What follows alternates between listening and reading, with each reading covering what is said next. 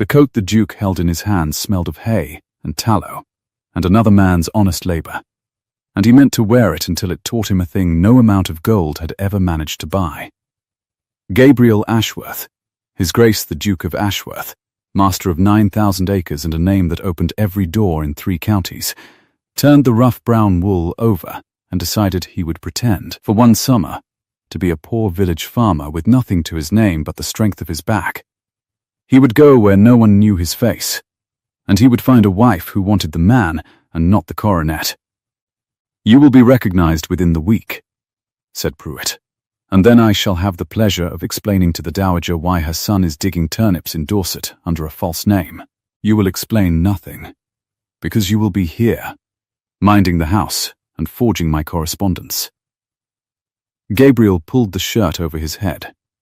The linen was coarse as a currycomb against skin that had known only Holland cloth, and he welcomed the scratch of it. "Tell them I have gone to take the waters. Tell them I have gone mad.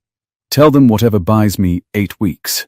Pruitt, who had served 3 generations of the family and feared none of them, folded his arms across his waistcoat. The morning sun came white and hard through the tall windows, picking out the grey at his temples and the deep crease of his disapproval.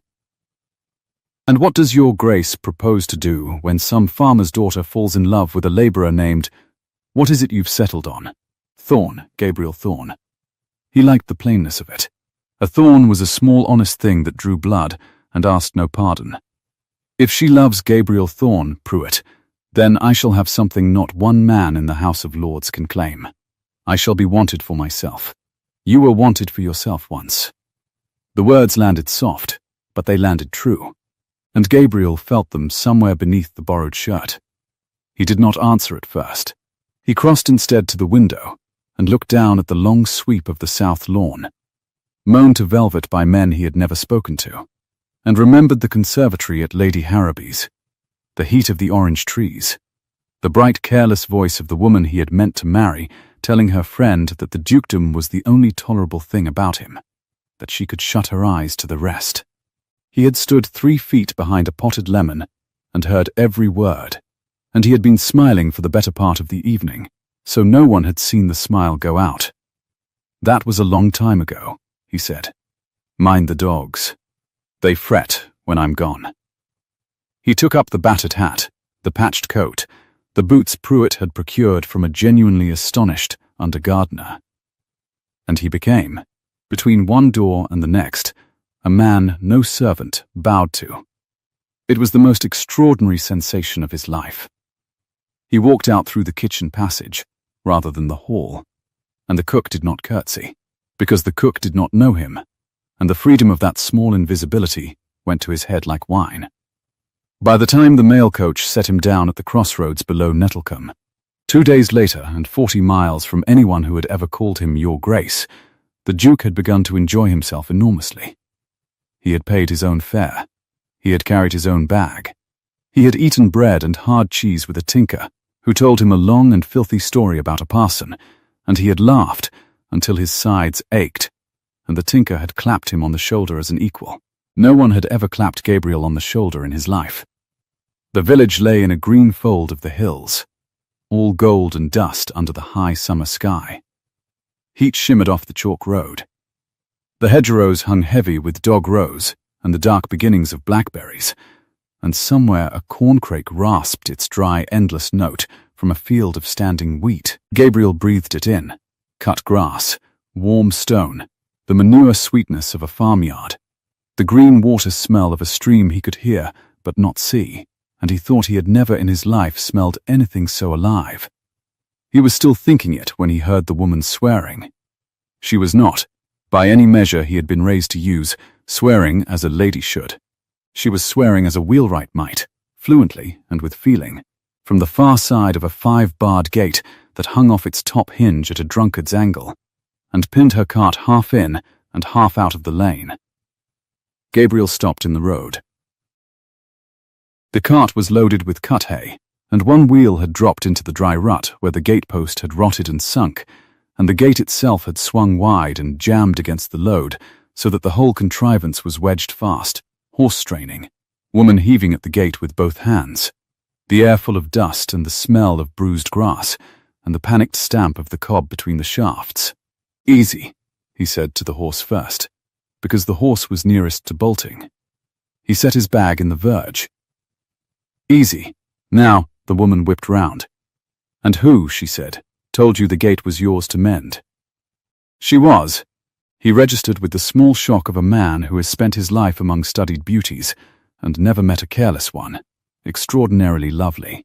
Not in the way of the ballroom. There was no powder, no art, no performance of it. Her hair had come half down from its pins and clung dark with sweat at her temple. Her sleeves were rolled to the elbow over brown forearms.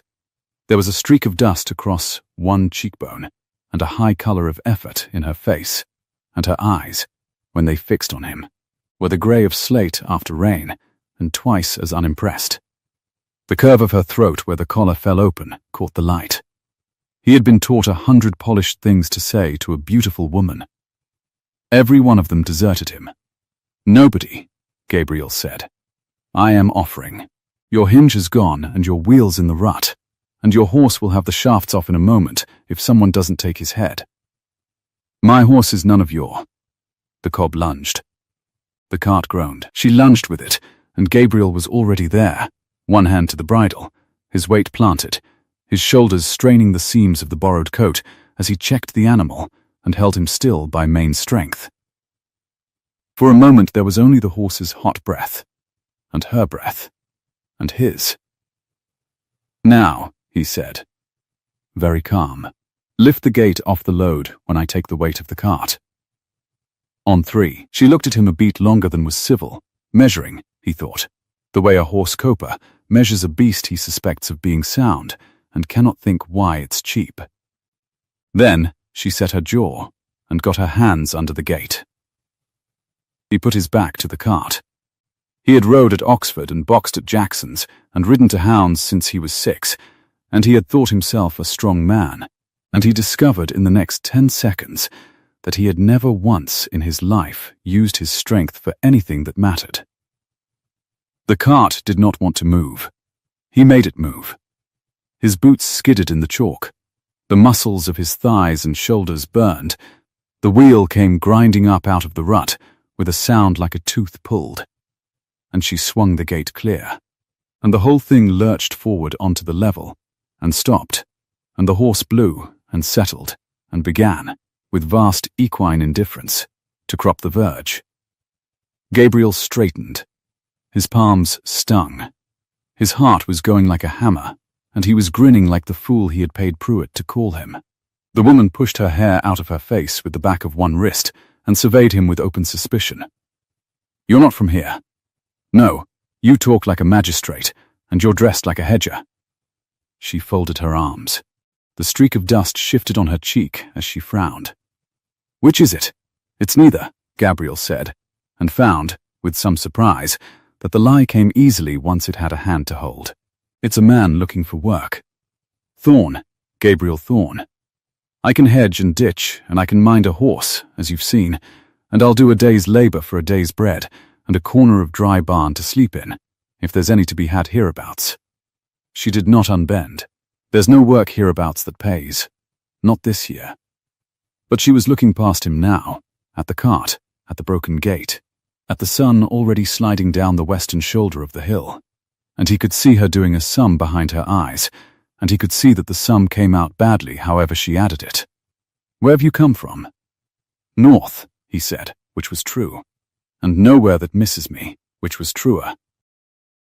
Something in that made her glance back at him, not softer, but sharper, as if he'd said a thing she recognized. Then she clicked her tongue at the cob and took the bridle herself. "I haven't the means to hire a stranger. Mr. Thorne, I can give you supper for the gate, and that's the honest end of it. Come on, if you're coming. I'll not stand in the lane making conversation while my hay sits out to spoil." He took up his bag and fell in beside the cart. The lane wound down between the hedges towards a huddle of grey roofs and a square church tower the colour of old bone, and the dust rose around their feet, and the swallows cut low across the stubble after the evening flies. "You haven't told me your name," he said. "No, she agreed. I haven't. He waited.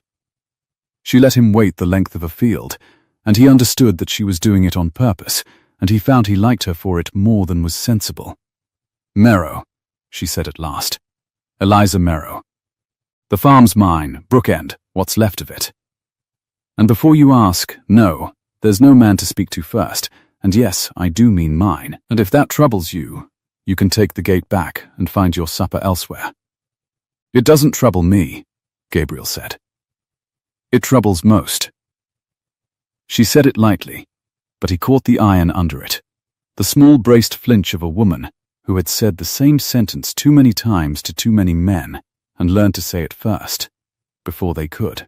A boy came pelting up the lane towards them as they reached the farm gate, 12 or 13, all elbows and bare brown feet, with the same slate eyes and a cowlick that defied the summer like a flag. Liza. Crayleigh's man was here again. He left a paper. I put it on the... He stopped dead at the sight of Gabriel and looked him up and down with the frank rudeness of the young. Who's that? That's Mr. Thorne, who mended the bottom gate and is staying to supper, said Eliza.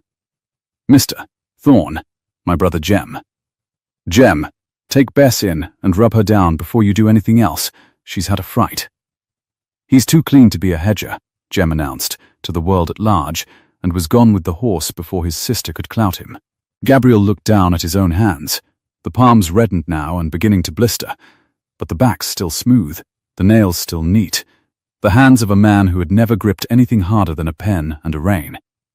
Too clean. He curled them shut. He's not wrong, Eliza said, watching him do it. There was nothing soft in her face, but there was something awake in it now, something that had not been there at the gate, and it made him more careful and more reckless both at once. You're a puzzle, Mr. Thorne. I don't care for puzzles. I've enough I can't solve as it is.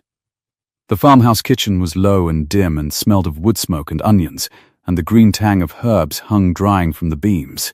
And after the white glare of the lane, it took Gabriel's eyes a moment to find the shape of it. The wide hearth, the scrubbed deal table, the dresser of mismatched crockery. The one good chair with a man's coat still hung over the back of it, though there was plainly no man in the house. He understood the coat without being told.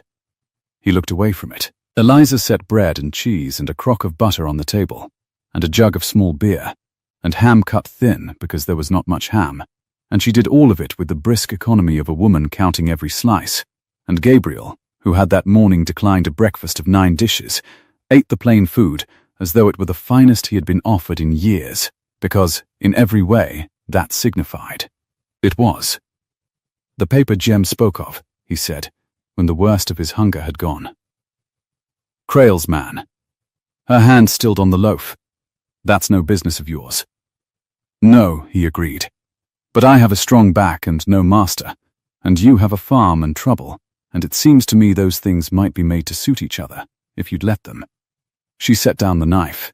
Outside, the light had gone amber, and it came through the small panes in long warm bars, and lay across the table between them. From the yard came the steady swish-swish of Jem at the horse with a wisp of straw, and the drowsy complaint of hens going to roost, and further off the church clock striking the half-hour, flat and sweet across the fields. Sefton Crayle, Eliza said, holds the note on this farm. My father, the smallest pause, the kind a person makes stepping over a place in the floor they know to be unsound, my father borrowed against the land, 2 winters past, when the harvest failed and the sheep took sick. He meant to pay it back. He was a good man and a poor man of business, and those 2 things don't lie down easy together. She lifted her chin. He's been gone since the spring. The note falls due at Michaelmas, and Mr. Crowley has been kind enough to call near every week to remind me of it, and kinder still to suggest a way I might be spared the trouble of paying. Gabriel did not need it spelled. He found, to his own surprise, that his jaw had tightened. He's offered for you. He's offered to fold Brookend into his own land, and me into his house along with it. Yes, he puts it more prettily. Her mouth twisted. He's a handsome man, Mr. Crayle, and a rich one, and the whole parish thinks I'm a fool 10 times over for not jumping at it. Perhaps I am. But I find I'd sooner break my back keeping what's mine than be grateful to a man for taking it. She looked at him then, direct as a blow. So you see, there's nothing here worth a strong stranger's summer. The harvest won't cover the note. I can't pay you. And in 8 weeks this'll likely be Crail's barn you're sitting in, and his beer you're drinking, and you'd do better walking on.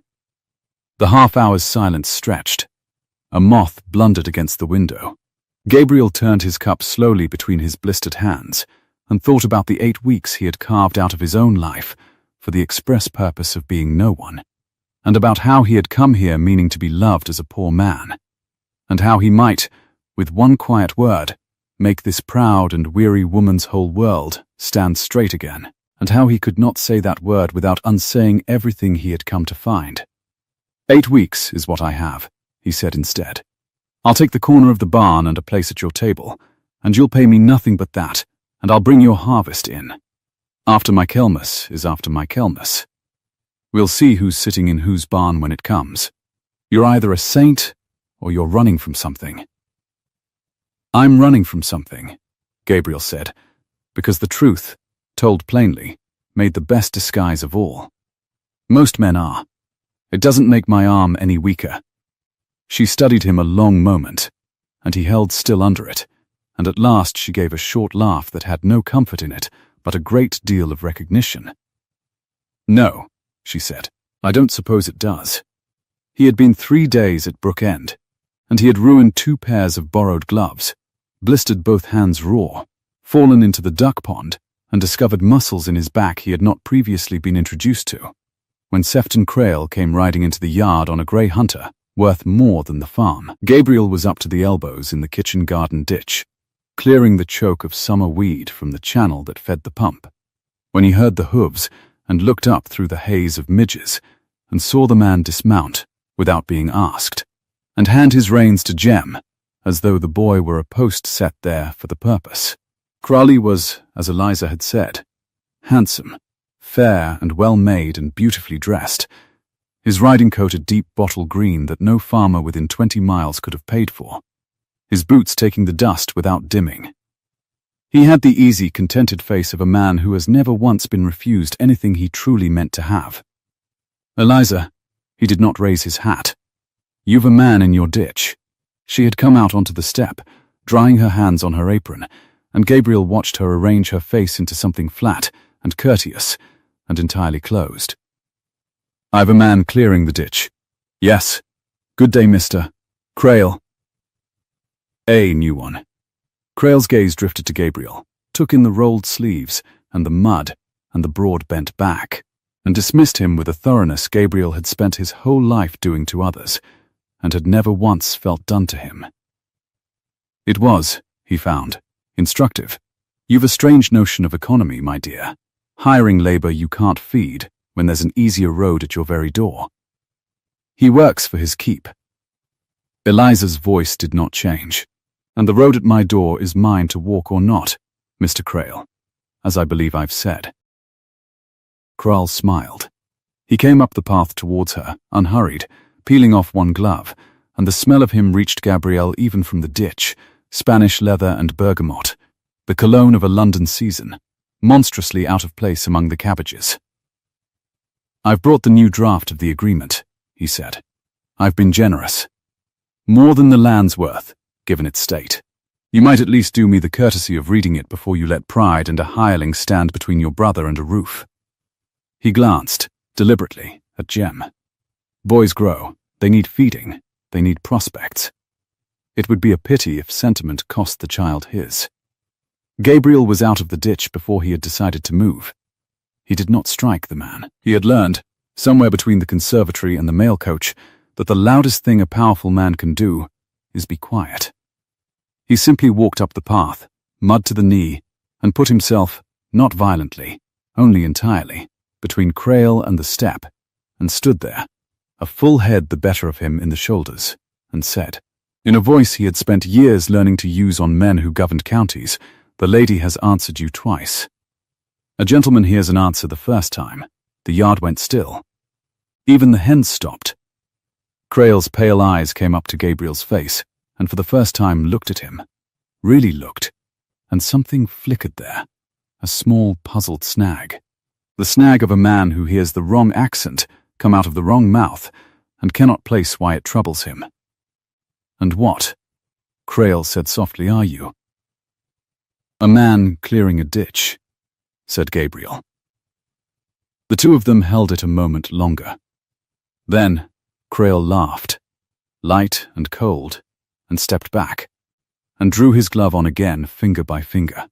"How fortunate for you, Eliza, to have found a hireling with such pretty manners. Do enjoy them while you can afford them." He tossed a folded paper onto the step at her feet, where it lay white against the worn stone. "Michaelmas, my dear. The day after the harvest home. I shall come for my answer, and I think we both know what it will have to be." He went to his horse, took the reins from Jem without a glance, and swung up. "Good day. Mind your man doesn't strain himself above his station." He rode out. The dust hung gold in his wake and slowly settled. Eliza let out a breath. She bent and picked up the paper without unfolding it, and Gabriel saw that her hands were not quite steady, and that she hated that they weren't, and that she would have walked into the duck pond herself before she let him see it. "You shouldn't have done that," she said. "No," Gabriel agreed. "Probably not. He'll remember your face now. He's a man who remembers faces." She turned the folded note over once and did not open it. "And you've a face that doesn't match the rest of you, Mr. Thorne. I told you. I don't care for puzzles." But she did not tell him to go, and they both heard that she didn't, and the not saying of it sat between them in the settling dust like a thing agreed. That evening, when the long light had gone and the swifts had given way to the first slow bats, Gabriel sat on an upturned pail outside the barn and looked at his two ruined hands in the last of the dusk. The blisters had broken and were beginning, already, to harden. He flexed them and felt the new ache of them, the honest ache, and he thought that in a single week as a poor man he had been clapped on the shoulder by a tinker, fed at a proud woman's plain table, and stood between a bully and a barefoot boy, and that not one of those three things had ever happened to the Duke of Ashworth, who could have bought and raised and rebuilt the whole of Nettlecombe before breakfast, and had never been wanted in it for a single hour. He should write to Pruitt.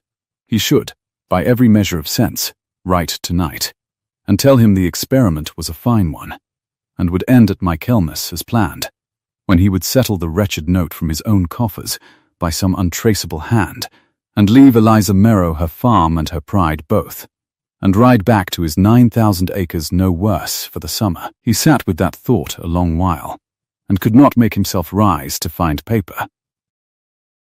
It was the rattle of wheels that broke it, late, too late for any honest traveller, coming fast up the chalk road from the crossroads.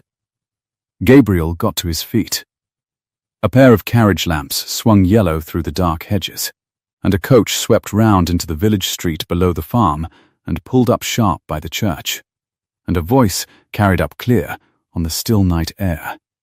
A London voice, crisp and impatient, asking the way of someone roused from bed. The Duke of Ashworth. Tall, dark, 27.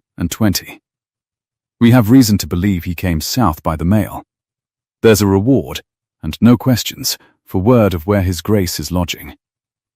Gabriel stood very still in the dark of the barn doorway, his broken hands hanging open at his sides, and did not move so much as a finger as the lamplight swung slowly up the lane towards Brook End.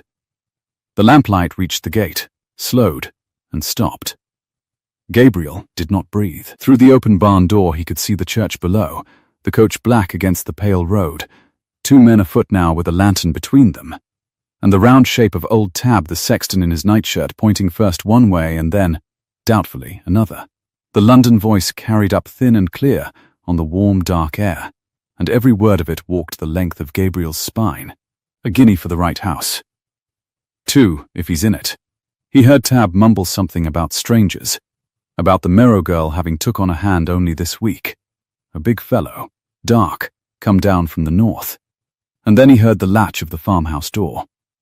Eliza came out into the yard with a shawl thrown over her shift and a candle cupped in one hand, and she did not look at the barn. And Gabriel understood at once, and with a lurch of something he could not name, that she had heard the carriage too, and had thought first not of herself, but of him. She came down the path to the gate, unhurried, the candle steady, and she set her shoulder against the post and waited, like a woman whose sleep had been spoiled, and who meant the spoiler to know it. "It's the middle of the night," she called down, "and you've woke my hens and my brother both. State your business, or take it back to wherever they grow men with no manners." The lantern came bobbing up the lane. Gabriel pressed back into the black behind the door and watched through the gap of the hinge. A narrow man in a caped coat stepped into the candle's reach, hat in hand now, all oiled civility. "Forgive the hour, mistress. We're seeking a gentleman. Tall, dark-haired, 27, of quality though he may not look it. He'd have come south within the fortnight. There's money in it for any who's seen him, and no trouble for you. A gentleman." Eliza let the word sit, here in Nettlecombe. And then she laughed, a low, tired, genuinely amused laugh that Gabriel would not have believed her capable of an hour before. "Mister, the last gentleman that came through this village was the bishop, and he stopped 4 minutes to change horses and complained the whole of them about the road. We don't keep gentlemen. We can't afford their appetites. You've taken on a man this week, I'm told. A stranger. I've taken on a hedger," she said, "who eats like 3 horses and snores like a 4th. And if you've come 40 miles in the dark looking for him, you're welcome to him and his appetite both. Only you'll pay me for the bread he's had first." She tilted the candle so the light fell on her own plain face, her undressed hair, the patched shawl. "Do I look like a woman keeping a duke in her barn? Go on. There's a bed at the Box and Anchor in Sturton, 6 miles east, and a landlord who'll take your guinea and tell you a fine tale for it. He's better at tales than I am. I only know the truth, and the truth is, you've the wrong village." The narrow man looked at her a moment longer. Then he inclined his head, replaced his hat, and the lantern withdrew back down the lane to the coach. And the coach turned in the churchyard, with a great deal of swearing and clatter, and went grinding away east toward Sturton and the lie she had handed him. The candle did not so much as waver until the sound of the wheels had died.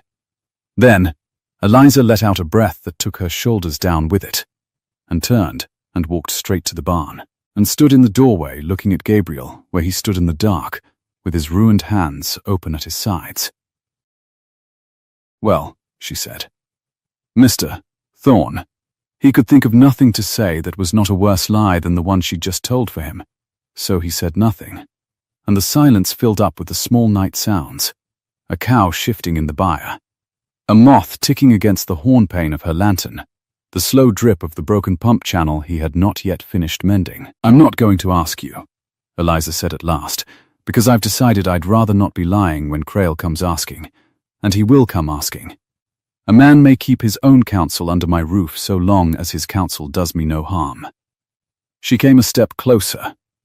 The candle lit the underside of her face, the stubborn jaw, the eyes that had gone past suspicion into something harder and more frightening, which was thought. "But I'll have one true answer out of you tonight, and you'll give it me plain, or you'll take your bag and your appetite down that lane behind them. Are you a danger to this house?" "No." It came out of him with a force that surprised them both. "Eliza, no. On anything you like. On my own grave. I'd cut my hand off before I brought trouble to your door." "You've already brought it." But she said it without heat, weighing him, and whatever scale she used he must have come out a hair on the right side of it, because the candle dipped, and she turned away. "Tall, dark, 27, she said to the dark of the yard, almost to herself. "Of quality though he may not look it." A short breath through her nose. "I knew you were too clean to be a hedger. I'm a great deal dirtier than I was a week ago." Gabriel offered. She stopped. She looked back at him over her shoulder, and for the space of a heartbeat her mouth twitched. Not a smile. She would not give him a smile, but the ghost of where one might one day live. And then She mastered it. "Mend my pump channel before you sleep," she said, "since you're up. And Mr. Thorne, whoever's looking for you, they're looking with money, and money has a long memory and longer legs. Whatever you're running from, it runs faster than you do. You'd do well to remember it." She went back up the path, and the door closed, and the bar came down behind it with a small final sound. Gabriel mended the channel by feel in the dark, his blistered hands in the cold water, and found that he was, absurdly, happier than he had been in a decade. The hay had to come in before the weather turned, and so for 3 days there was no time for searches, or secrets, or anything but the work. And Gabriel learned the work the way a man learns to swim, who has been thrown off a boat, badly, and all at once, and with a great deal of swallowed water. The sun came up white over the eastern hedge by 4:30, and did not let go of the fields till 9 at night. He learned the long ache of the scythe, and the particular treachery of a hayfork in unpracticed hands. He learned that the chaff got everywhere, down the collar and into the boots and under the lids of the eyes, and that it itched like a judgment. He learned the smell of cut grass curing in the heat until he carried it in his very skin. By the second noon his shirt was stuck to his back, and his hands had passed through pain into a kind of numb competence, and Eliza, raking the swathe beside him in an old straw hat with her sleeves rolled high, had stopped watching him as though he might bolt and started, instead simply watching him work. "You're better than you were," she allowed, over bread and cold bacon in the shade of the wagon at the dinner hour. Jem lay flat on his back in the stubble nearby, hat over his face, one bare foot tapping at the hot blue air. "You've stopped holding the fork like it owes you money." "I have been on excellent terms with the fork since this morning," Gabriel said. "We came to an understanding. I would stop fighting it, and it would stop putting me on my face in front of your brother." From under the hat, Jem said, "You did go on your face grand, though." Liza laughed so hard she had to sit. "I did not laugh," said Eliza. "You sat right down in the hay and laughed." "I sat down because the heat took me. It was a coincidence of timing." But she was fighting it again, that almost smile, and this time she lost. It broke across her face, brief and bright as a fish turning in dark water, and it changed her so wholly, took 10 years and 100 weight of care off her in a single second, that Gabriel forgot to chew. She caught him looking. The smile went, but it had been there, and they had both seen it, and she covered the place where it had been by reaching for the beer jug. "Eat," she said. "We've the home meadow yet, and the glass is dropping. Smell the air. There's weather in it by Friday." Gabriel smelled the air. He smelled cut grass and hot dust, and the iron tang of the cob's sweat, and, very faint and far beneath it, a green wet weight on the western breeze that he would not have known a week ago for the smell of coming rain.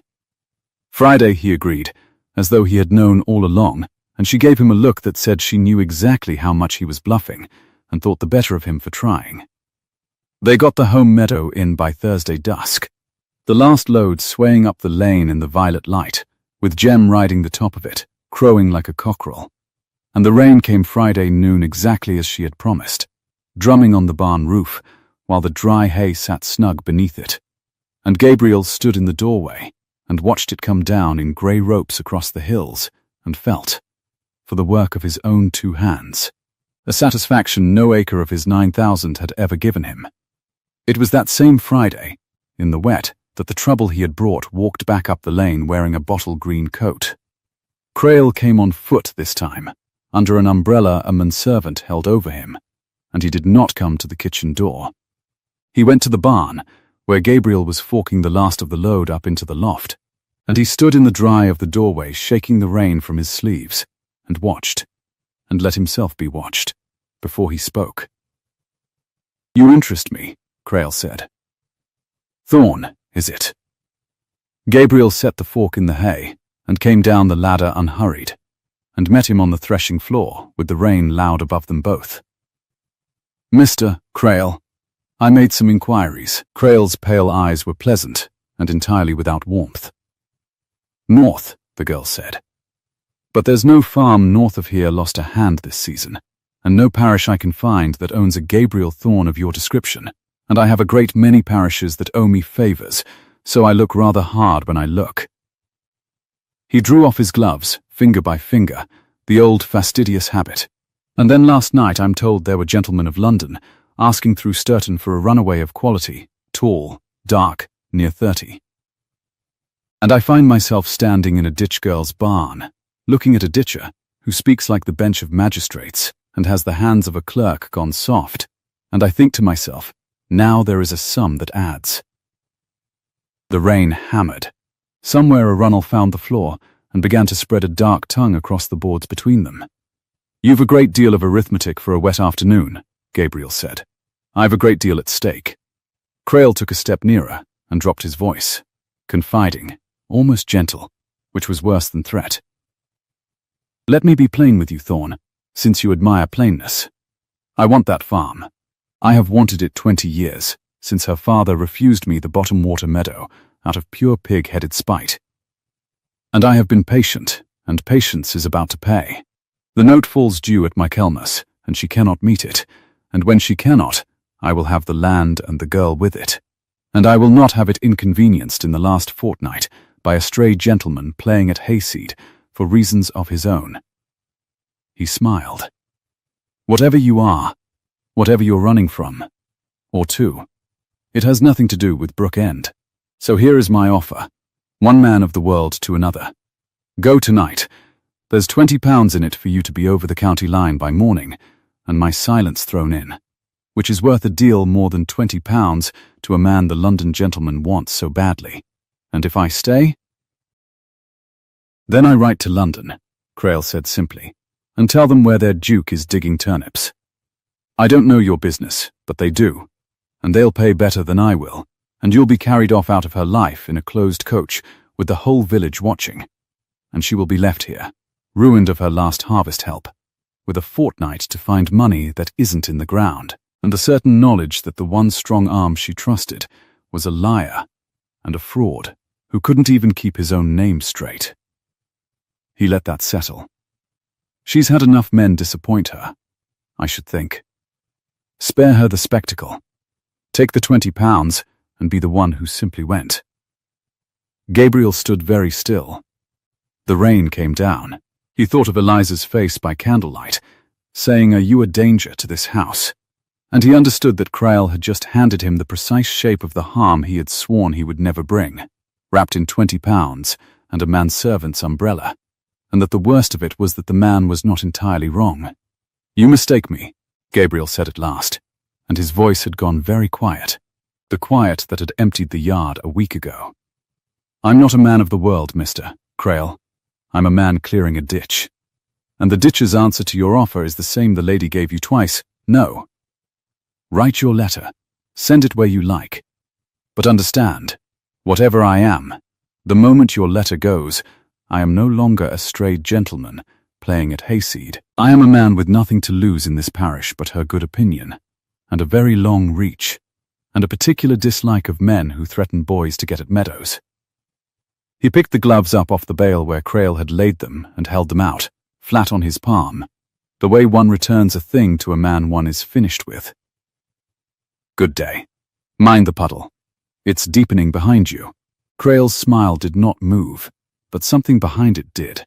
That snag again, the wrong accent from the wrong mouth, and now the dawning, infuriating suspicion that the sum he'd added so cleverly might have a figure in it he hadn't reckoned. He took the gloves. "You're a fool," he said softly, "but a well-spoken one. We'll see how the speech holds up at Michaelmas." He turned, stepped neatly round the spreading puddle, and went out into the rain after his umbrella, and Gabriel watched the bottle-green coat go down the lane until the hedges took it. He had won the round. He knew he had won it, and he stood in the loud, wet barn, knowing also that he had just bought himself a fortnight of borrowed time against a letter that might go to London any hour Crail chose, and that he had not the smallest idea how he was going to keep both of his promises, to be loved as a poor man and to leave this woman her farm, when the keeping of either now seemed certain to break the other. She had seen the umbrella from the dairy window. She was waiting for him under the lean to when he crossed the yard through the rain, her arms folded, the wet darkening the shoulders of her gown, and her face had gone back to the closed flat thing it had been at the gate the first day, only worse. Because now there was hurt in it she was too proud to show, and showed anyway. What did he want? To buy me off. There was no use in any lie but the small ones now. £20 to be gone by morning. And you said? I gave him his gloves back. She searched his face in the grey light, the rain dripping off the lean to edge between them in a thin, bright curtain. He knows something, she said. It was not a question. He came up here through this weather to say it to you, and not to me. Men don't trouble to threaten a hireling. They turn him off and forget him by dinner. So you're not a hireling, and he knows what you are, and I. Her voice caught and she dragged it level by main strength, the same strength she'd used on the cart. I am the only one in this yard standing in the rain who does not. And I have a brother to feed, Gabriel Thorne, and a fortnight to save my whole life in, and I cannot, I will not, build the last of it on a man I can't see the bottom of. Eliza. Is it money? She said. Are you a thief? Have you a wife somewhere, is that it? A wife and a debt and the law behind you? She was not crying. She would not. But the questions came faster now, each one a stone she was throwing to see which would make a splash. Did you do a thing a man can't undo? Just tell me that much. Tell me whether the trouble that's coming for you is the kind that washes off, or the kind that stains everything it touches. Because that's the only part of your secret that's mine to need.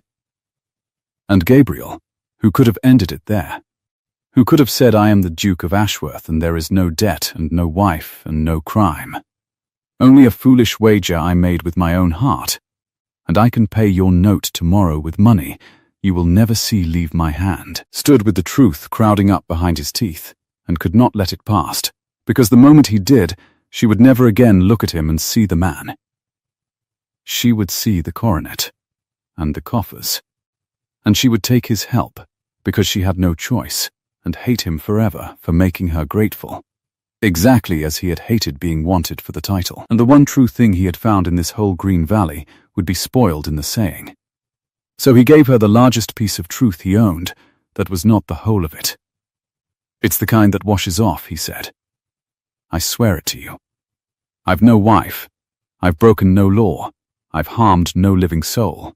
The thing I'm running from is a name, a position, a life that was choosing me before I ever got the chance to choose it. I left it to find out whether I was worth anything at all without it. And I came here, and I found out. And the finding has been the best 3 weeks of my life, and I would not trade them for the whole of what I left behind. He took a breath. The rain ran off the eave. That's the truth, Eliza. All of it but the name. And the name I can't give you yet. Not because it's a stain, but because it's a wall. And the moment you hear it, you'll stop seeing me over the top of it. Give me to Michaelmas. Let me bring this through. And if I've not earned the rest of it by then, I'll go, and take the wall with me, and you'll never have to wonder again. For a long moment she said nothing at all. The rain eased, the drumming on the lean thinned to a patter, then to the slow drip of leaves. From the house came Jem's voice, raised in cheerful argument with the cat. And Eliza Merrow looked at the stranger in her yard with the broken hands and the wrong accent, and the secret he would not put down, and Gabriel watched her weigh him one more time, and could not for his life tell which way the scale was tipping. A wall, she repeated slowly, not a stain, on my grave. You've a great deal of confidence in your own grave, for a man who keeps swearing on it, but the iron had gone half out of her voice, and something rueful had come into the place of it, and Gabriel felt the whole afternoon turn on that small change the way the cart had turned up out of the rut. Michaelmas, she said. You've to Michaelmas. And not because I believe you. I don't. Not the half of it. But because I've 6 weeks to save Brook End and you're the strongest back in the parish. And I'm too far gone to be choosing my saints. She unfolded her arms. But hear me, Thorn. If your trouble comes up that lane, and it's the staining kind after all, if you've lied to me standing here in the wet with my brother in earshot, I'll not weep over you. I'll hand you to it myself, and bar the door. Are we understood? Understood, Gabriel said, and meant it more than he had meant anything in his life. She nodded once, sharp, and turned for the house, and stopped, and looked back, and the last of the rain caught silver in her hair, where it had come down from its pins. There were 3 of them at the church last night, she said. Not 2. I counted the lamps. 2 came up the lane, and 1 stayed below with the coach. She let that land, and this morning, when I went down for the milk, Tab told me the coach didn't go on to Sturton after all. It turned east out of the village, and then doubled back along the marsh road, and put up at the Crail Arms, Sefton's own house, Thorn, that bears his own name. Your London gentleman slept under your enemy's roof last night. She pulled her shawl close. So you've less time than you think, and fewer friends, and a man who wants this farm sitting between you and the people hunting you, holding both ends of the rope. I'd mend more than my pump channel tonight, if I were you. I'd think hard about which wall comes down first. And she went in out of the wet, and left him standing in the dripping yard with the whole shape of the trap laid suddenly bare before him, and not the first idea how to climb out of it before it closed. For 2 days the rain kept its promise, and then thought better of it, and the valley came up steaming into a hot blue Sunday, with the hay dry in the barn and the meadows already greening over where the scythe had passed. Gabriel had reached the stage of his apprenticeship where the work no longer surprised him at every turn, and so there was room in him, that evening, to notice things: the long gold slant of light through the open kitchen door, the swallows stitching the eaves, the small companionable sounds of a house settling toward dark. Jem had gone to his bed loud and reluctant. The cat had taken the warm flag by the hearth. And Eliza, having looked at Gabriel's hands across the supper table for the 3rd time in a quarter of an hour, set down her cup with the air of a woman conceding a point against her judgment. "Give me your hands," she said. "They're well enough. They're split to the 2nd knuckle, and you've been holding the spoon like it's made of nettles. Give them here, Thorn. I'll not have you laming yourself the week before I need you most." She had a small crock down off the dresser already, brown salve that smelled of beeswax and comfrey, and something sharper underneath, and she set it on the table and held out one work roughened palm and waited, and Gabriel, after a moment, laid his ruined hand in hers. Her fingers were warm and exact.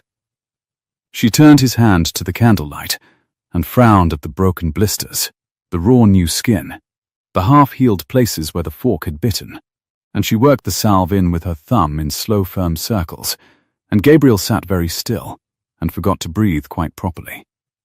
He had been touched all his life by people paid to touch him: the valet, the barber, the tailor's chalked hands. He had never once been touched like this, plainly, for his own mending, by someone who owed him nothing and did it anyway. "You've the hands of a gentleman still, under the damage," she observed, not looking up. "It's coming off you slow, the clean, but it's coming. I'm told I went on my face quite convincingly on Tuesday." "You did." The ghost of the smile again, there and gone, hidden in the bend of her head. "Jem's not stopped speaking of it. He's decided you're the best entertainment to come through Nettlecombe since the Dancing Bear. High praise. Was the bear well spoken?" "The bear," said Eliza gravely, pressing salve into the heel of his thumb, "had better manners than half the men who've sat at this table, and it didn't eat near so much." And she did laugh then, low, the real one, the one that took the years off her, and she let it come because she thought herself unobserved in the dusklight, and Gabriel watched it happen 3 feet from his face and felt the whole untidy summer narrow to the warm point of her thumb on his palm. She finished the one hand and took the other without asking. Outside, a corncrake rasped in the standing wheat. The candle guttered and stood up again. "There," she said, releasing him. "Wear the gloves to the haying, or you'll start over. And don't," she capped the crock with a small decisive sound, "don't look at me like that, Thorn. I doctor the cob the same way, and I don't mean anything tender by it. I didn't say a word, You didn't have to. You've a loud face. But she did not move her chair back, and neither did he, and for a while they simply sat in the dying light with the cat purring and the house breathing around them, and it was, Gabriel thought, the nearest thing to peace he had ever been let near. He woke before 4 to the white of the eastern sky, and lay on the straw in the barn with his salved hands easy for the first time in days, and he made, somewhere in that grey hour, the decision that undid him. He could not pay the note openly. That much had been plain from the first. To set gold on Eliza Merrow's table was to lose her, to watch the woman go out of her eyes and the grateful stranger come in, to become to her precisely the wall he had run 40 miles to be rid of. But the note had a holder, and the holder was a man, and men who held notes could be bought out by other men they never met, through agents who left no name. Pruitt could do it in a week, a London attorney writing to whatever country lawyer drew up Crayle's papers. A quiet purchase of the debt at a premium that would make refusal foolish, and then the note would simply pass, in October, into the hands of some faceless trust that wanted only its modest interest paid slow over 20 years. And Brook End would be saved, and Eliza would keep her farm, and her pride, and her ignorance, all three, and never know that the hedger in her barn had reached out one invisible hand and set her whole tilted world straight. It was, Gabriel told himself, the only way to keep both promises at once. He wrote the letter at the dairy table by the first light, on a leaf torn from the small book he carried. In the small, swift hand Pruitt would know. Buy up the note on Brook End Farm, Nettlecombe Parish, holder a Mr. Sefton Crayle, drawn some 2 winters past against 1 Merrow, the sum I do not know but cannot exceed 300. Use Hartwell, use no name of mine, leave no thread that runs back here. Do it quiet, and do it quick. I have until Michaelmas, and not an hour past. Tell my mother nothing. I am well. I am, God help me, happy. He read it twice. He sealed it with a blob of candle grease, and his thumb for want of a ring he had left in a drawer 2 counties north, and he stood in the cool dairy, with the milk smell around him, and the letter in his blistered hand, and felt, for one bad moment, the precise shape of the thing he was doing, arranging her life behind her back, managing her, deciding her future without her leave, and felt how close it sat to a thing he despised. But she would never know. That was the whole of it.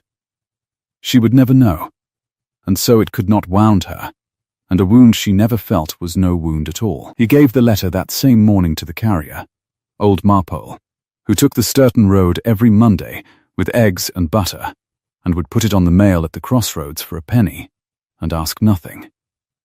For the north, Gabriel told him, and there's a 2nd penny in it if it goes today, and not tomorrow.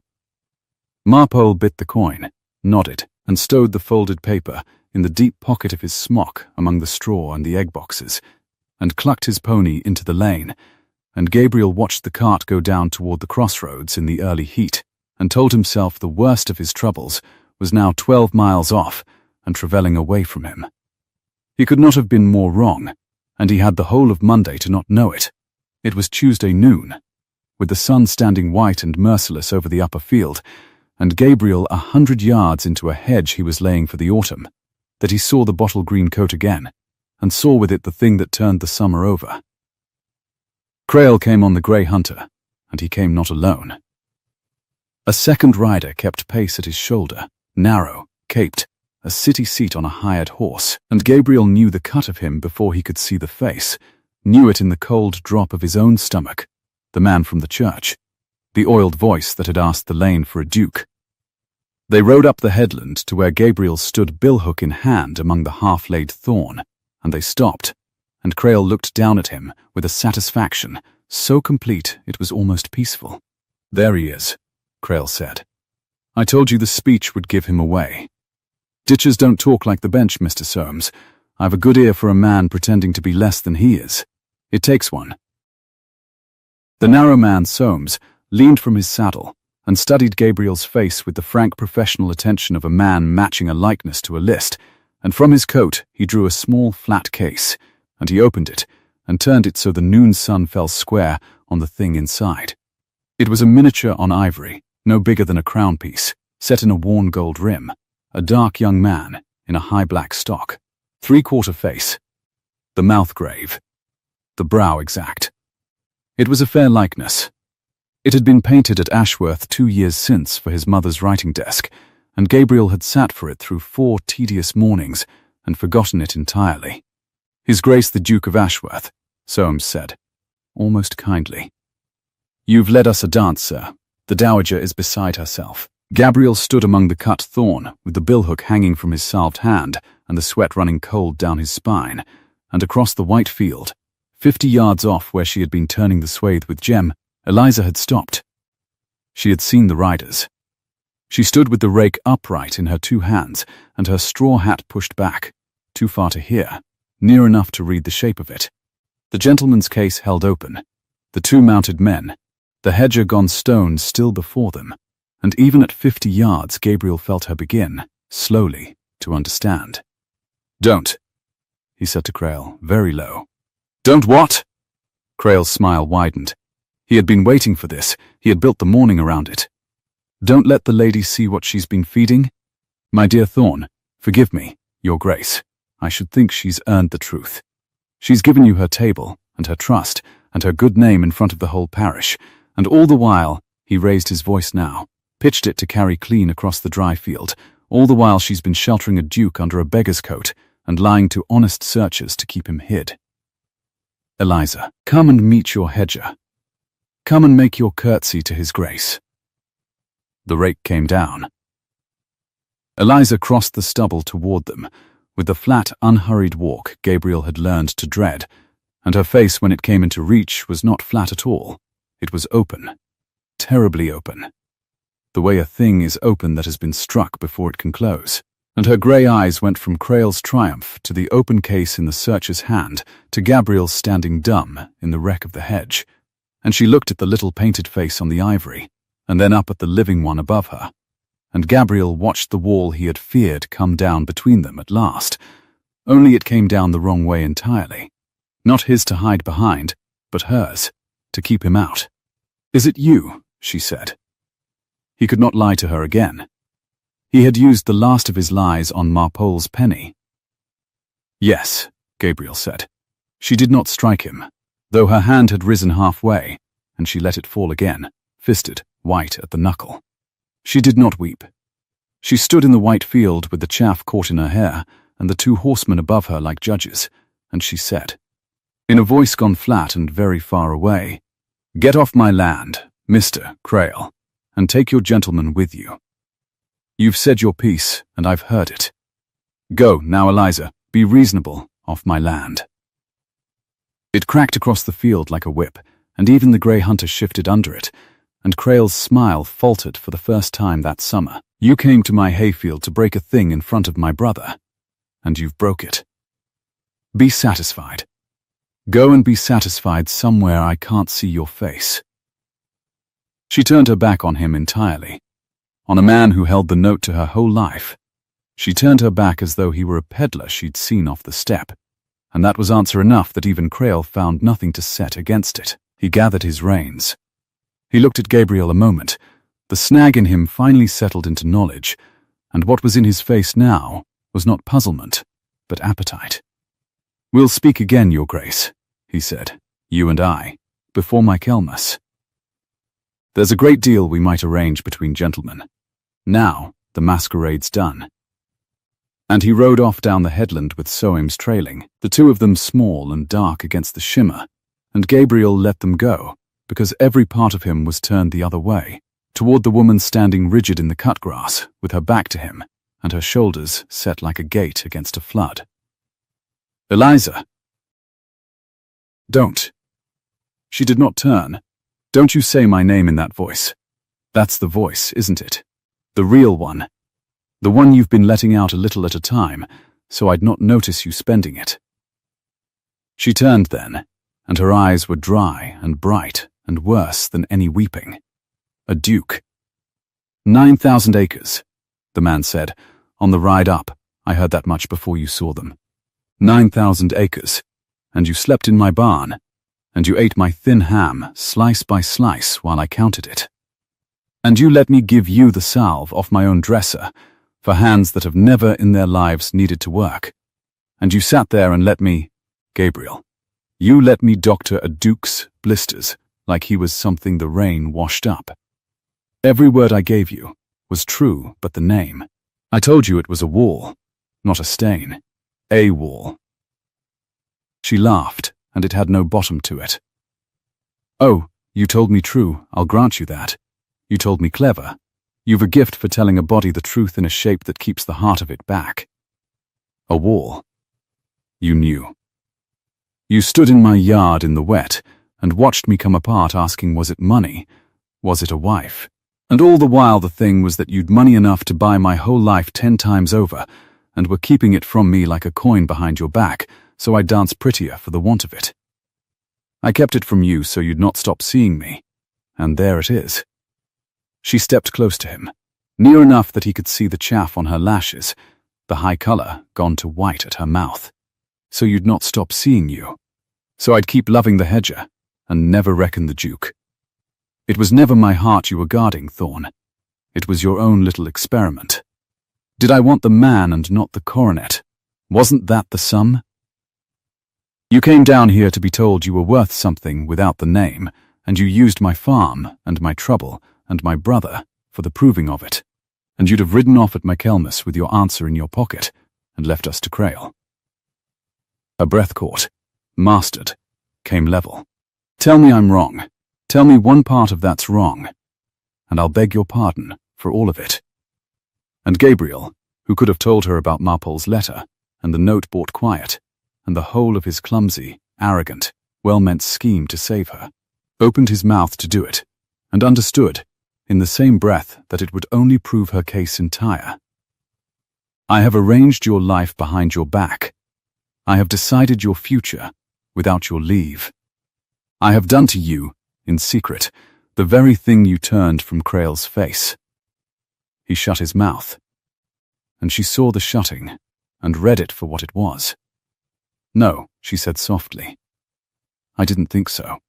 She walked away from him across the field, and she did not look back, and Gabriel stood among the half-laid thorn with the billhook in his salved hand and let her go, because there was nothing in him fit to call her back with. The corncrake rasped, the heat pressed down. Somewhere below, Jem's voice rose thin and frightened across the stubble. Liza? Liza, who were those men? Why she? And was hushed, and the farm went quiet in the white noon.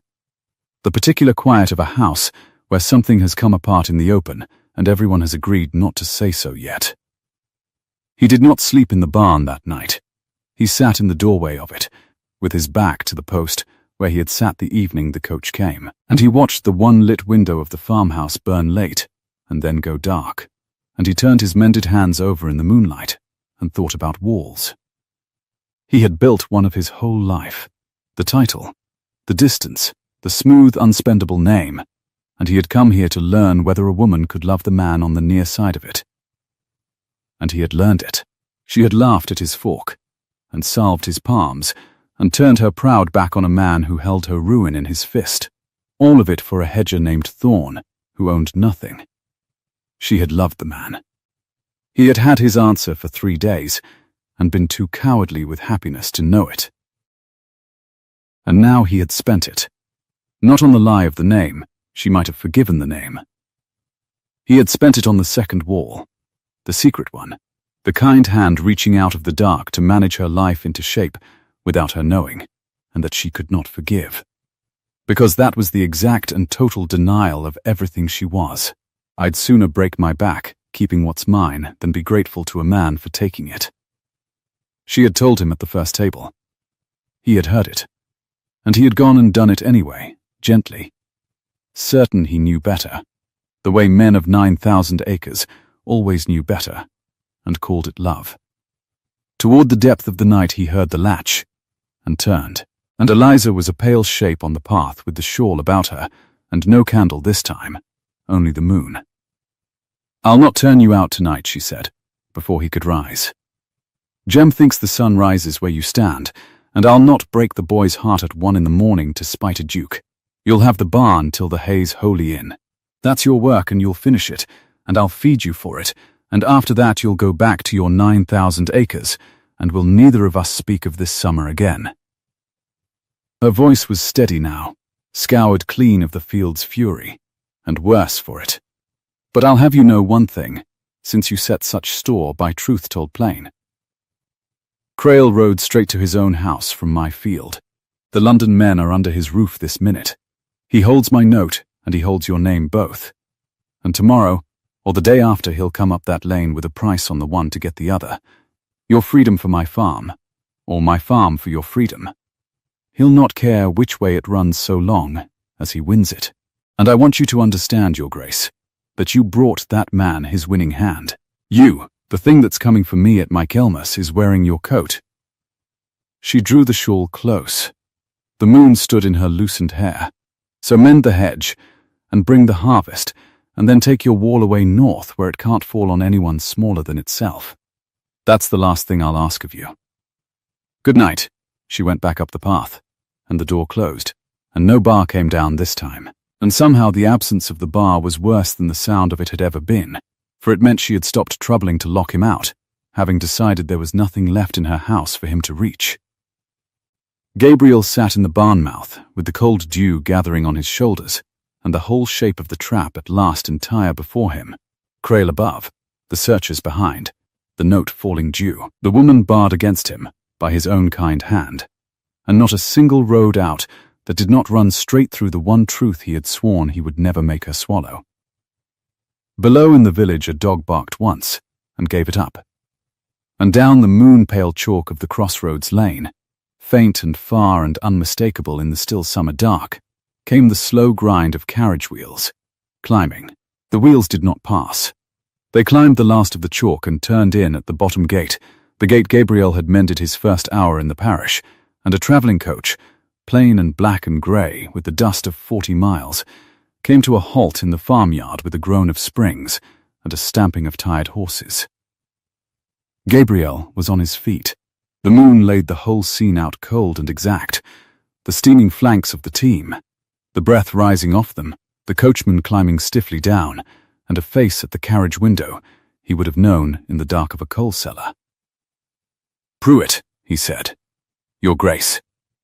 Pruitt opened the door from inside and set down the step himself, because there was no footman, and the omission told Gabriel more than a speech.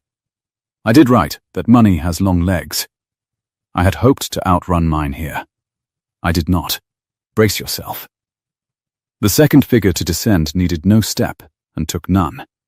She came down out of the coach small and straight as a fire iron, in deep grey travelling silk with a cane of black ebony, and she stood in the muck of a Dorset farmyard at 1 in the morning and surveyed it, the dung, the byre, the leaning barn. Her son in a hedger's coat, with 3 weeks of sun on his face and dirt under his nails, with the flat, appalled composure of a woman who has seen a great deal and intends to be surprised by none of it. "Mother," Gabriel said. Gabriel. The Dowager Duchess of Ashworth tasted the smell of the place once, briefly, through her nose. "There is a hen," she observed, "asleep upon your hat." He took the hat off. The hen objected and resettled on the barn rail. The whole monstrous gap between his two lives stood open in the moonlight, and for a moment neither of them could find the bridge across it. "You wrote me nothing," she said at last, "for 3 weeks. Pruitt fed me lies about the waters at Bath, until a man named Soames came to my door. To my door. In Grosvenor Square. To tell me my son had been seen laying hedges in a hamlet, no map troubles to name, and that he was prepared to be discreet for a consideration. Do you know what it is, Gabriel, to be made to pay a stranger for news of your own child? To learn you are alive from a man with his hand out? The cane struck the cobble, once. I came myself. I would not send a servant to fetch you, as though you were a parcel left at an inn. Whatever you have done, whatever you are doing, you will tell me to my face, and then you will come home." "I am not coming home," Gabriel said. The horses blew. Somewhere in the dark, the corncrake started up its dry, endless note, and the Duchess turned her head toward it as though it had been a remark. "I rather thought you might say that," she said. "Pruitt warned me." "Pruitt." The case. Pruitt brought the flat leather case from the coach and held it under the carriage lamp, and Gabriel's stomach went cold, and then, strangely still, he knew that case. It travelled with every important paper the house possessed. "I had your letter late on Monday night," Pruitt said quietly. Hartwell was instructed within the hour, and Hartwell, being Hartwell, moved before he was asked twice. The note drawn against Brookend Farm, holder a Mr. Sefton Crail, principal £270 and some shillings of compounded interest. It was purchased outright on Tuesday morning at a premium no country attorney would refuse, offered through a nameless agent as a mere speculator's whim, so that Mr. Crail took the gold gladly, never once suspecting the new holder meant to spare the girl rather than foreclose on her. And it sits here. He drew a folded parchment from the case, sealed and tied. "Your Grace owns Miss Merrow's debt entire. Crail cannot foreclose. Crail cannot bargain. He holds nothing now but his temper." Gabriel looked at the folded paper in the lamplight and felt the full weight of what he had done settle onto him, and behind it, like a second weight dropped on the first, the sound of the latch at the farmhouse door. She came out into the moonlit yard in her shawl, barefoot on the cold flags, and she stopped dead at the sight of it. The grand coach, the small, grey, terrible old woman, the manservant with the leather case, and Gabriel standing in the middle of his masquerade, with all the props of his real life laid bare around him. The Duchess turned. The two women looked at one another across the muck of the farmyard, the one in silk and the one in a patched shawl, and Gabriel watched his mother do the same swift, merciless sum she had done 1,000 times across 1,000 ballrooms, and watched it come out, against every expectation he had, with something that was not contempt. "You are the Merrow girl," the Duchess said. "I'm Eliza Merrow." Her chin came up. "This is my farm, and it's the middle of the night, and I'll thank you to tell me which of you owns the coach that's frightened my horse, before I send my brother for the constable." "I own the coach," said the Duchess. "My son, it appears, owns your barn, your hedges, and now, a glance at Pruitt's hand, a quantity of your private business he had no earthly right to meddle in. I find I have a great deal in common with you, Miss Merrow. We have both been managed by the same arrogant young man, and neither of us was consulted." She inclined her head a precise half-inch. "I am told the salve on his hands is yours. It is competent work. I have paid surgeons in Harley Street who did worse." Eliza did not curtsy, but something in her shoulders changed, the brace of a woman who had expected a blow, and met, instead, a strange flat fairness she did not know how to fight. Her eyes went to the folded parchment in Pruitt's hand. "What's that paper?" she said. "The one he's holding like it bites." And Gabriel, because there was nothing left in the world to hide behind, and he was tired to his bones of building walls, said, "It's your note. I bought it. I bought your life out from under Crail on Tuesday, and told no one, and meant to tell you never." The yard went very still. The corncrake rasped. Eliza's face did not crack this time. It closed, slow and final, like the bar coming down on a door. "Of course you did," she said. "Of course you did." He did not sleep, and neither, by the light burning late in the farmhouse, did she. The dowager was bestowed with grim dignity in the only chamber fit for her, where Pruitt swore she lay rigid upon the bolster, reciting the agricultural failings of Dorset, the coachman, and the horses took the barn.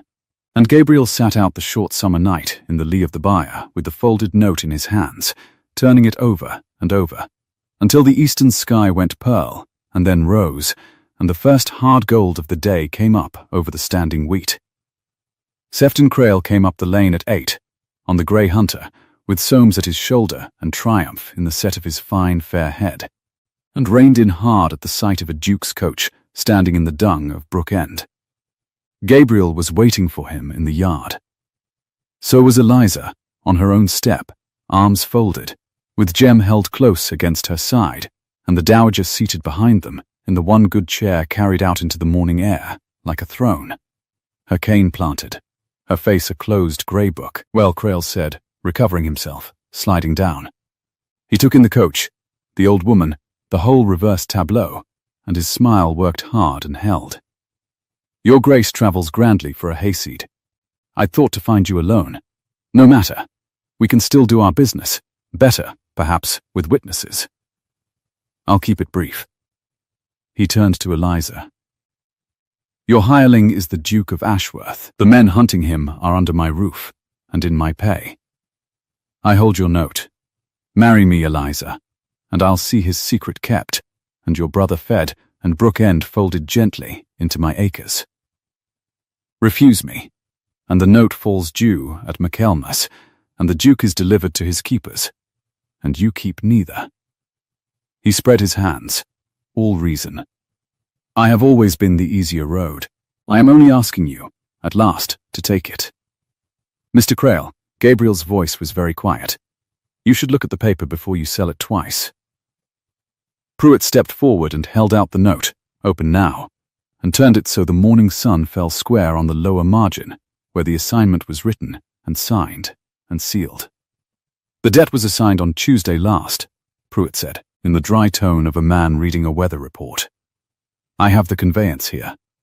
The relevant line runs, all right, title, and interest in the within note are hereby sold and made over absolutely. Your own attorney drew it, Mr. Crail. Your own seal countersigned the receipt of the money. You sold Miss Merrow's ruin for a handsome profit on Tuesday morning, before you ever rode up to her field on Tuesday noon to threaten her with it. You have spent 2 days bargaining with a thing you no longer own." The silence in the yard had a flaw to it. Crail's beautiful face went through several things very fast, and what it arrived at last, was the cold, blank fury of a man who has been not merely beaten, but made to look a fool in front of a boy and an old woman, and the girl he meant to have. "Then I'll sell what I do own," he said thickly. "His name, Soames." "Mr. Soames is no longer in your employ," said the Dowager, Duchess of Ashworth, without rising. "I have engaged him, at twice your wage, and on the single condition that he forget the road to Nettlecombe entirely." Soames, on his hired horse, removed his hat to her with the supple loyalty of a man who knows precisely where the money sleeps. "You have nothing to sell, Mr. Crail. You never did. You only had a frightened girl, and a quiet village, and the comfortable habit of being the largest man in a small place. My son, I am sorry to say, is in the habit of being the largest man in rather larger places, and he has spoiled your market. Go home. The hour grows warm, and you are perspiring through an excellent coat." Crail stood a moment longer in the strengthening sun, and Gabriel watched the whole edifice of 20 patient years come down behind the man's pale eyes, and felt no triumph in it, only the flat distaste of seeing a cruelty stripped of its power and left to stand naked and ordinary in a farmyard. "You think you've won her," Crail said softly, gathering his reins. "You haven't. You bought her. You're worse than I am, Your Grace. I never pretended to be anything but what I was." He swung up. "She'll know it too, by and by. There's no woman alive forgives being purchased." He wheeled the grey and put it down the lane at a hard canter, Soames trailing him to the gate, and then, pointedly, no further, and the dust hung gold in the morning, and slowly settled, as it had the first day, over a yard that no longer had any room in it for him. And Gabriel turned to find that Crail had aimed his last shot true, because Eliza was looking at the folded note in Pruitt's hand, as though it were the very thing the man had named, a price, a purchase, a leash dressed up as a rescue. He crossed the yard to her. He took the note from Pruitt, and he put it, open, into her 2 work-roughened hands, and folded her fingers over it himself, and let go. "It's yours," he said. "Not paid by me to keep you. Not held over you to bend you. Yours to tear in half this minute if you like, or to pay back at a shilling a year to whatever stranger's name we put on it. or to burn in your own grate. I bought it in secret, because I told myself a secret kindness couldn't wound you. And I was a coward and a fool, and exactly the kind of man you warned me of at your own table the first night. The kind who knows better and arranges your life behind your back and calls it love. You were right in the field. Every word. I came here to find out whether I was worth anything without the name, and I used your trouble for the proving of it. And the proving cost you more than it cost me, and that was wrong. He stopped. His voice was not steady, and he let it not be. So there is the note, and here is the man, with no coat to hide in, and no kindness done behind your back. I'll not manage you again. Not the smallest thing. Whatever happens next, you'll choose it with your eyes open, or it won't happen at all. Eliza looked down at the parchment in her hands. She read the line, sold and made over absolutely, her lips moving over it, and then she read it again, and Jem pressed against her side, and the dowager watched from her chair, and Pruitt studied the middle distance, and the whole bright morning held its breath. You'd let me burn it, she said. 270 pounds. You'd stand there and let me put it in the fire. I'd hand you the spill myself. She did not burn it. She folded it, slow and exact, along the creases Pruitt had made, and she held it against her apron, and when she looked up her grey eyes were wet at last and furious at being so, and she let them be both. You great arrogant fool of a man, she said, low and shaking. Do you know what you did with your secret kindness? You took the one thing that was mine. Not the farm, the fight. I was going to lose Brook End standing up, Gabriel, on my own 2 feet, with my chin in the air, and that was going to be mine. The losing of it, the only thing he couldn't take, and you reached out of the dark, and you tidied it away so I'd never have to stand the cost of it, and you'd have ridden north feeling fine and warm about yourself, and I'd never even have known there was a battle I didn't get to lose. She dashed the back of her wrist across her eyes, savage with it. That's the wound. Not the money. The money, I could forgive. You decided I was a thing to be spared. I know it, he said. I know it now, and you're standing there letting me say it. Not arguing, not smoothing it. She stared at him as though he had changed shape. That's new. I've a deal of new in me lately. I fell in a duck pond. I went on my face in front of your brother. I had my whole self taken away from me at a crossroads, and I found out there was a man left under it after all. And I find I like him better, and he is in love with you, Eliza Merrow, past all sense or rescue, and he has just learned, far too late, that loving a person and managing them are opposite things, and he had them confused his whole life. Gabriel did not move to touch her. He stood his ground in the muck with his ruined open hands at his sides. I'm not asking you to be grateful. I'd hate it if you were. I'm asking you to put the Duke out of your sight, the way you can't seem to, and look at the hedger one more time, and tell me whether there's anything left in your house for him to come back to. And if there isn't, I'll go, and the note stays yours. And that's the end. The corncrake had stopped. In the new silence, Jem looked up at his sister, with his whole 12-year-old heart in his face, and said, in a furious whisper that carried to every soul in the yard, Liza, say yes. He mends gates.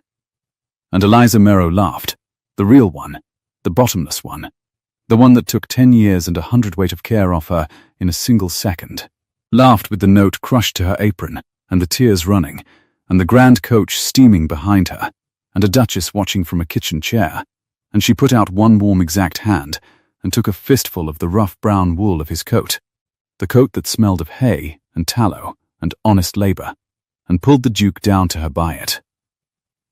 You're still too clean, she said against his mouth. We'll work on it. The Dowager Duchess of Ashworth permitted herself, from the doorway of the kitchen chair, a single observation. Well, she said, to Pruitt, to the morning, to the 40 years she had spent believing her son incapable of a wholehearted thing. He has at last found a woman who wants his arm and despises his coronet. I confess I had stopped hoping. Pruitt, You will write to my dressmaker. It appears I am to have a daughter who owns a pig." "3 pigs," said Jem helpfully. "3 pigs," the Duchess amended, with the air of a woman revising a treaty. God help the family. They were wed at the grey church below the farm on a gold morning in early autumn, with the harvest home not 3 days gone, and the last of the wheat standing in stooks across the upper field, and the whole of Nettlecombe came, because the whole of Nettlecombe had opinions and meant to air them. Eliza wore no silk. She wore a gown the colour of ripe wheat that the Duchess had wanted to bury under Brussels lace, and Eliza had quietly, immovably refused, and the Duchess had looked at her a long moment, and then said, "No, you are right. You do not need it," which was the nearest that formidable woman came, all her life, to a benediction. Jem gave his sister away, and wept, and swore he hadn't. Pruitt stood up beside the Duke, and got something in his eye.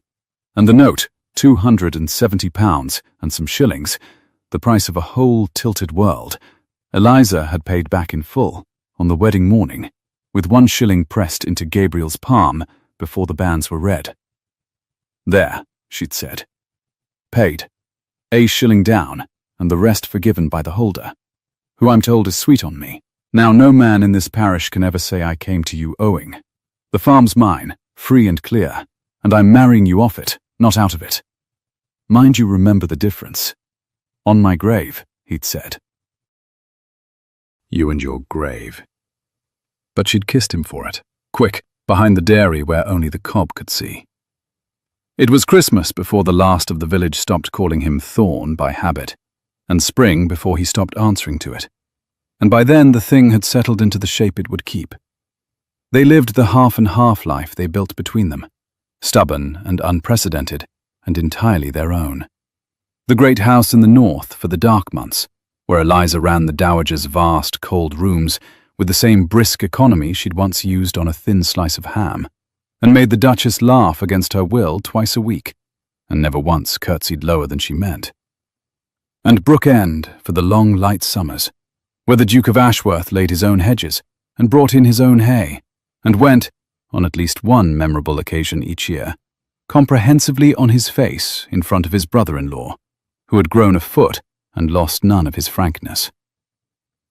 On a white June morning, a year on from the crossroads, Gabriel stood in the bottom lane with a billhook in hands that had long since stopped being too clean, hard now, brown, split and healed and spit again, a labouring man's hands on a duke's arms, and mended the 5-barred gate that had pinned a cart and a swearing woman half in and half out of the lane, and changed the whole course of his life. The dog rose hung heavy in the hedge, the corncrake rasped in the standing wheat, and down the chalk road, gold and dust under the high summer sky, came Eliza, with a basket on her arm, and the wheat-coloured ribbon of her bonnet undone, and she stopped at the gate he was hanging true on its new hinge, and looked at his work with the slate-grey eyes that had measured him the first hour, and never quite stopped. "It's straight," she allowed. "High praise." "Don't fish." But she set down the basket, and leaned on the mended gate beside him in the warm, green morning, her shoulder against his, and watched the swallows cut low across the stubble after the evening flies, and for a while neither of them troubled to say anything at all, because they had found, the two of them, the one thing not a man in the House of Lords could buy, and not a girl in Dorset could be talked out of, which is to be wanted, plainly, for nothing but yourself, by someone who has seen the whole of you, and stayed to mend the gate.